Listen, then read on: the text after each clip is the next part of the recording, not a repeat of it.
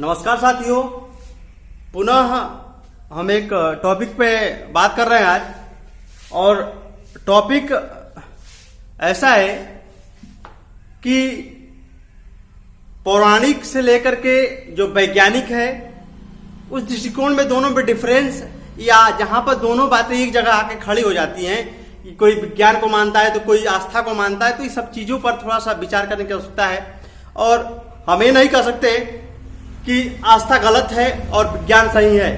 मतलब कई जगहों पर विज्ञान अपना काम नहीं कर पाता है, कई जगह पर आस्था ही काम करता है। तो ये हमारा भारत जो देश है यह दोनों के लिए माना जाता है। हमें कह सकते हैं कि भारत के लोग आस्था पर भी खूब विश्वास करते हैं और विज्ञान पर भी खूब विश्वास करते हैं। तो इसके संदर्भ में हम आज एक छोटे से टॉपिक की बात करेंगे और यह टॉपिक होगा जो आपको अच्छा लगेगा जान के। और हम आप जानते हैं कि बहुत लोगों ने रामायण के बारे में सुना होगा, देखा भी होगा बहुत सारी चीजें, कि आपने राम सेतु के पुल के बारे में अच्छे तरह जानते होंगे और देखे भी होंगे। यहां तक कि आप ये जानते हैं कि उस पुल को क्या बनाया गया जो लंका जाने के लिए, सीता जी को लाने के लिए या पता लगाने के लिए। तो हमें कह सकते हैं उसी पे बात करेंगे। तो जो राम सेतु है उसके बारे में सभी लोगों ने, या हम कह सकते हैं कि हमारे मन में जिज्ञासा, या हमारे मन में जिस तरह से जिज्ञासा है उस तरह सरकार के मन में भी जिज्ञासा आई कि क्या हम भी पता करें कि कैसे ही, क्या तो यह क्या आस्था का यह प्रतीक है, या हमें कह सकते हैं क्या यह बनाया गया था, कि इसी के बारे में जांच करने के लिए कि जो प्रकार का जो पत्थर है उसमें पत्थर किस प्रकार का है, कहीं लकड़ी का तो कोई प्रयोग नहीं किया गया है, किसी प्रकार का जीवाश्म का भी प्रयोग तो नहीं किया गया है। सरकार के मन में भी वही क्यूरियोसिटी है जो हमारे दिमाग में चल रही है। बात करते हैं आज राम सेतु का राज। राम सेतु के राज के बारे में हम बात करेंगे तो हमें कह सकते हैं कि केंद्र सरकार ने इस चीज को जांच करने के लिए आदेश दिया हुआ है। और आदेश दिया हुआ है तो हम जानते हैं हमारे केंद्र सरकार में जो केंद्रीय मंत्री हैं इसके कौन, संस्कृति मंत्री प्रहलाद सिंह पटेल, जो संस्कृति मंत्री के अंतर्गत इन्होंने इस बात का घोषणा किया हुआ कि हम इसके बारे में जांच करवाएंगे और उसके बारे में पता करेंगे कि जो राम सेतु है वह क्या उसका राज है, या उसके बारे में जानकारी हमें कहें तो गुजरात सरकार ने भी, उड़ीसा सरकार ने भी इससे पहले कुछ न कुछ खोज करवा चुकी है अपने अपने तटों के लिए। तो हमें इस पे बात बाद में करेंगे। आज बता दें कि सरकार ने लगभग न्यूज है लगभग 1 महीने पहले की सरकार ने इस पे ज्यादा मतलब काम कर रहा है। हमें कह सकते हैं कि प्रहलाद सिंह पटेल अब इस पे घोषणा कर चुके हैं कि सरकार अब इस पे जांच करेगी और पता करेगी क्या सही है क्या गलत है। गोवा में एक संस्था है जिसको हम कहते हैं समुद्र अनुसंधान संस्थान, जो गोवा में है, वह रिसर्च का काम करती है समुद्रों में। हमें कह सकते ध्रुवों पर, अरे आर्कटिक या अंटार्कटिका में जो ध्रुवों पर, उसमें रिसर्च करने का काम करती है। हमें कह सकते हैं कि एक संस्था मतलब स्थापित करके, मतलब संस्था जो भी है यह जाकर कहीं भी रिसर्च करती है। हमें भी कह सकते हैं कि अभी तत्कालीन अंटार्कटिका में 40 लोगों के समूह का एक टीम अभी भेजी है वहां पर जांच करने के लिए, वहां पे जो भी चीजें मतलब रिसर्च करने के लिए। हमें कह सकते हैं कि इस पुल के बारे में जांच किया जाएगा कि प्रकृति इसका कैसा है, किस तरह से बना हुआ है, इसका निर्माण किस तरह से बना, इसका क्षेत्रीय प्रभाव क्या है, वहां पर इसके बारे में पता किया जाएगा।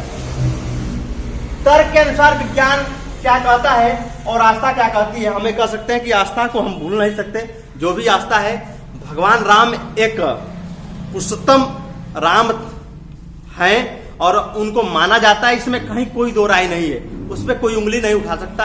हमें कह सकते हैं कि उनको एक अलग रख दिया जाए। विज्ञान अपना क्या सोच रखता है उस पर बात करते हैं। तो विज्ञान क्या कर रहा है इस पर, इसी बारे में बात हम कर रहे हैं। आपको बता दें ये भारत का नक्शा है। हमें कह सकते हैं ये भारत है और इसका जो समुद्री सीमा है यहाँ अरेबियन सी से लेकर के यहाँ वाला, यह 7500 किलोमीटर में है, यह फैला हुआ है। और ये भी हम कह सकते हैं कि यहाँ जब तमिलनाडु पड़ता है, तमिलनाडु से आगे जाएंगे हम तो द्वीप में पतला ही है। हमें कह सकते हैं कि रामेश्वरम से जब हम जाएंगे तो एक ब्रिज करके है इस तरह से जो द्वीप बना हुआ है, पाक जल संधि है यहाँ पर, तो हमें कह सकते हैं कि यहाँ से एक ब्रिज बना हुआ है। आगे जाएंगे तो यहाँ पर भारत का अंतिम जो छोर है वो है धनुषकोडी।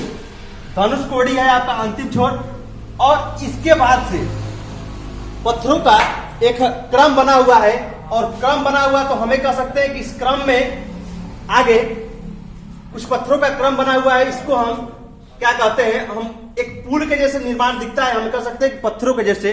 तो इसमें हम बताएंगे कि यह जो पत्थर बना हुआ है हमें कह सकते हैं कि कोरल रीफ का बना हुआ है। और जो हम लंका की बात कर रहे हैं तो लंका में एक स्थान है, जो स्थान का द्वीप है, जो मन्नार द्वीप के नाम से जाना जाता है। तो भारत में धनुषकोडी और लंका के मन्नार के बीच में लगभग 48 किलोमीटर की दूरी है, और इस ब्रिज को हम एडम ब्रिज के नाम से जानते हैं। जो एडम ब्रिज है, जो पत्थरों का एक समूह से बना हुआ है। लगता है कि यह रामायण काल में, उस समय के समय में जो पुल बनाया गया था वही पुल है। इसी को जांच करने के लिए जो 48 किलोमीटर के बीच की जो दूरी है, यह धनुषकोडी और मन्नार के बीच में जो दूरी है 48 किलोमीटर, इसी को जांच करने के लिए भारत सरकार ने अनुमति दे दिया है। हमें कह सकते हैं प्रोफेसर सुनील कुमार ने कहा है कि हम इसको रेडियो कार्बन डेटिंग तकनीकी से इसका जांच करेंगे, और यह मार्च में प्रारंभ होगा। मार्च 2022 में इसको प्रारंभ कर दिया जाएगा। हमें कह सकते हैं कि मार्च में इसको प्रारंभ कर दिया जाएगा। हमें कह सकते हैं कि मार्च में आपको प्रारंभ मिलेगा। हमें कह सकते हैं कि इसमें जो तकनीक की बात करें तो 2 प्रकार की तकनीकी इसमें काम कर रही है। 56 मीटर गहरी जाकर के एक, हम कह सकते हैं कि जहाज है आरबी सिंधु संकल्प, या जाकर के जांच करेगी। और एक और 80 मीटर की बात करें, आरबी सिंधु साधना 2014 में इसको बनाया गया था। यह स्वदेशी आपका जहाज है। हमें कह सकते हैं कि पहली रिसर्च, भारत की पहली स्वदेशी रिसर्च जहाज है। यह क्या करेगी, जांच करेगी, और कहा जा रहा है कि रिपोर्ट 45 दिनों के अंदर यह प्रकाशित कर देगी।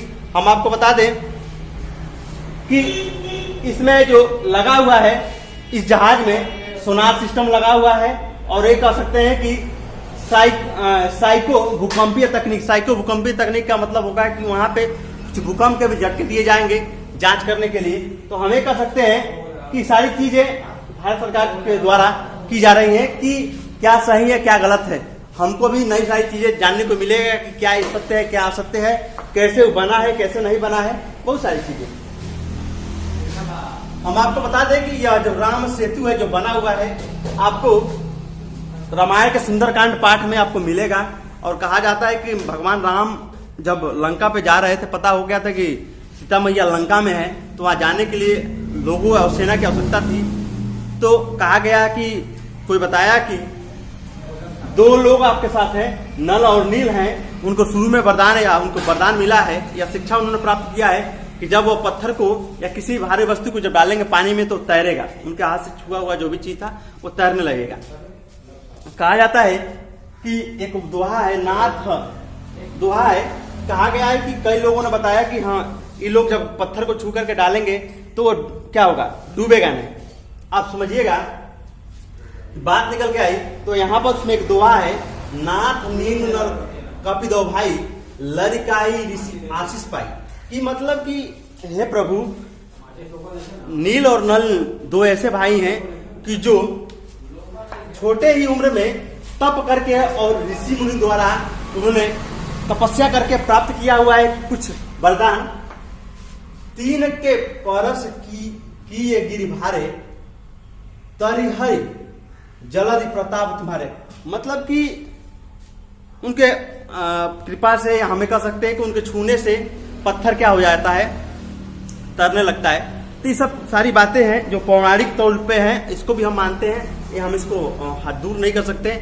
और क्यों, हम अभी पहले ही बता चुके कि जो भारत देश है वो आस्था का देश है, और विज्ञान भी का भी अपना प्रभाव अलग है। तो दोनों क्षेत्र अलग अलग है, लेकिन यहाँ पे दोनों चीजें टकरा रही हैं, और दोनों चीजें टकरा रही हैं तो नई चीजें क्या निकल के आती हैं, यह हमको जानने वाली बात है।